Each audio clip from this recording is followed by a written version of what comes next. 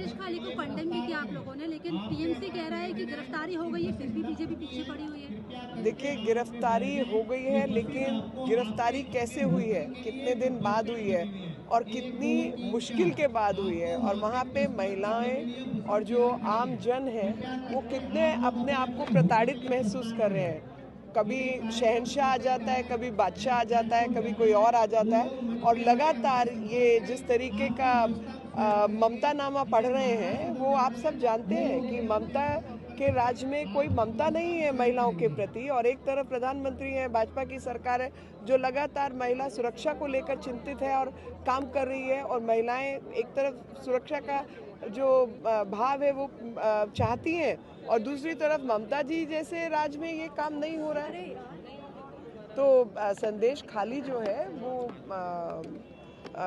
उसका जो बहुत ही संकट की जो स्थिति है वो बंगाल में अभी भी कायम है, और लोग उससे बहुत अपने आप को प्रताड़ित महसूस कर रहे हैं और उस संरक्षण की मांग कर रहे हैं कि लोगों के मन में कॉन्फिडेंस आए, लोगों में विश्वास नहीं है। और एक तरफ भारतीय जनता पार्टी सबका साथ, सबका विकास, सबका प्रयास और सबका विश्वास को लेकर आगे बढ़ना चाहती है। मैम, फॉरेन पॉलिसीज को ध्यान में रखते हुए विश्व मित्र करके भी जो है फोकस किया गया, प्राइम मिनिस्टर नरेंद्र मोदी ने बोला गया। Absolutely. So, in terms of foreign policy, we've seen whether when it comes to West Asia, when it comes to Central Asia,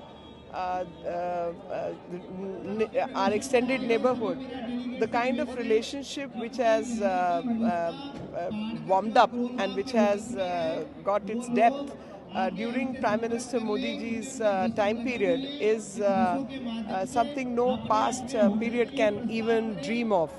And the West Asian countries were only considered to be countries where people were dealing in either food for oil kind of programs or oil